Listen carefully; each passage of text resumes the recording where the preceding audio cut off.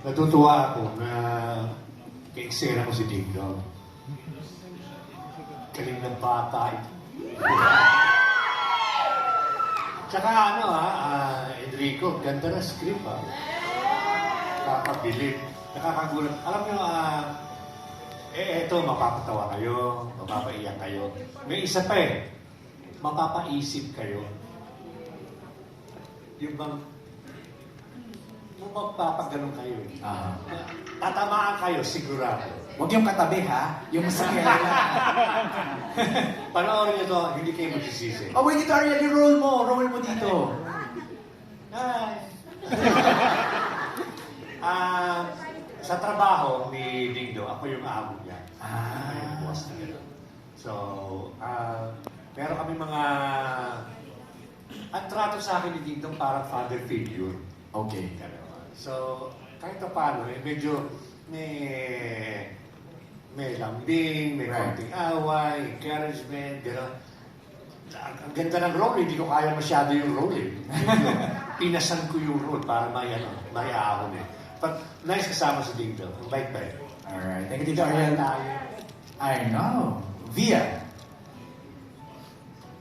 Nakita niyo naman po sa Buhay Mag-asawa, parang ang daming pinagdaanan, noong kanilang mga characters. And I think what's really nice about being a part ng pagsasama ng couples ay, of course, ang support system ng bawat isa. And we've seen how dramatic, how intense yung role ni Marian dito, na si Mary. So, I am one of the best friends. Support system, kumbaga. Hindi ba sa pelikula na maraming nangyari sa buhay ng main characters, kailangan ng pag-aangklahan, pakikipagtawanan. So, ayun po, masaya po ako nakasama ako dun sa pool of, counsel?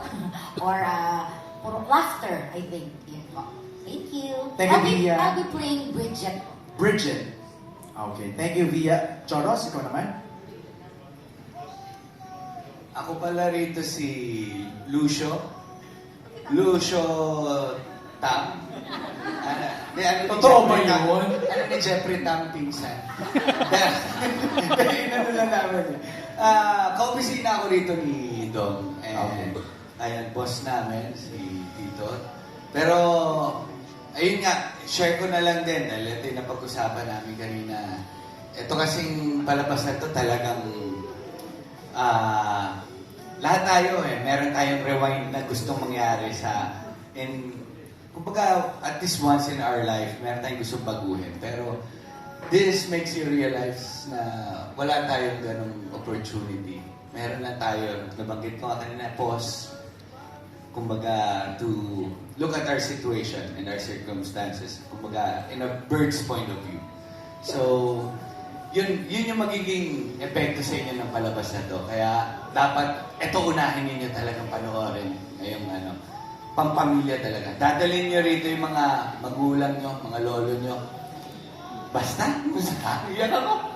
Thank you, Joros. Tamo, ikaw. What's your role here? Ako po si Hannah dito. Katrabaho ko si Lucio and boss ko po si Sir John. So, part po ako ng office area ni Sir John. And yes, tama po. Halos na narinig niyo po lahat. Maganda po talaga itong movie na to. Kung kumurot na itong trailer na to sa inyo, nagilid na yung luha nyo. Ano pa yung sa big screen, bagay dito isama niyo yung magulang nyo, at saka asawa nyo, at saka anak nyo. Lahat meron talagang matututunan. Alright, thank you, Pamo. Chamito, your role, please. Yes, ako po dito si Dennis nung bata, nung lumaki po Denise. Totoo ba? Isa po ako sa Pwede pa rewind doon? nung bata po Dennis, nung lumaki po Denise. Hindi rewind talaga ni Chamito. Isa po ako sa mga friends ni Marian, Okay. Mary sa movie, with Via and Ina Pelay. Alright. Ayun po, kami po yung saksi sa mga kaganapan sa Buhay Mag-asawa. Buhay Mag-asawa. And sobrang timely po ng rewind kasi Pasko po and then New Year. So nag-isip po tayo ng mga pagbabago sa buhay natin kung i-rewind po tayo. So baka sa panonood po ng movie na ito is maisip po natin kung ano po yung mga dapat yung baguhin sa ating mga sarili. Wow. Alright. Thank you, Chamito. Mary Joy, your role, please. Ako naman po dito si Ningning. Ako po yung helper nila, Ate Marian tsaka Nandong sa bahay. So, kasama po nila ako. Ganda mo namang helper. Tsaka si Jordan, ako po yung kasama doon. Ayun, kagaya din po ng sabi Ikaw nila. nag-aalaga kayo. Ako po ang nag-aalaga. Ako po yung, actually, Marites po, hindi lang po Ay, kayo totoo kasama. ba? Marites na kasambahay po nila. So, ayun, nasabi na din po nila, grabe po, iba po yung Dong yan. Sino? Sorry po. Grabe po talaga sila. Ibang yung kinakabahan ko ako ngayon kasi hindi ko po talaga ina-expect na Makakatrabaho. sa showbiz industry ko po makakatrabaho ko pang isang Marian Rivera. Sobrang iba po sila. Kaya po, sana po ay abangan niyo po yung pinaghirapan po namin ng pelikula na talaga po, pag napanood niyo po yung buong film, marami po kayong may maitatanong sa sarili niyo. So, maraming salamat po. Alright. Jordan, ikaw naman ang baby boy nila. I played the role po as Austin. Ako po yung anak ni Mary and John po. Sila Tita Marian and Tito Dingdong po. And then, the movie po, mixed emotions po yung mafe-feel nyo pag mapapanood nila po. Kasi nakakaiyak po, tsaka nakakatawa po din. Ayun po. Thank you, Jordan. Okay, nakita na namin Marian Dingdong, no? Pero briefly baka meron kayong gustong i-add sa inyong mga characters. So ako si John, ang better half ni Mary. Si John ay isang workaholic, pero very very good provider naman, pero mas priority niya talaga yung trabaho, tapos maraming ginagawa. Pag umuwi sa bahay, nakasimangot parati hanggang sa may mangyayari. So yun po, ang ganda na po yung gusto ko sabihin.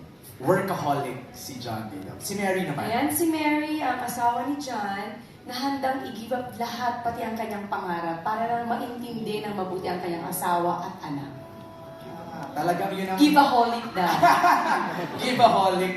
Giveaholic si Mary dito. Pero ito twist ko lang. Ah. Sabi ko nga, hindi ko magagampanan ang Mary kung hindi si John as Dong ang kapartner. Tama yan. Daisy, anong role mo naman? Sorry, hindi pala role, ano pala?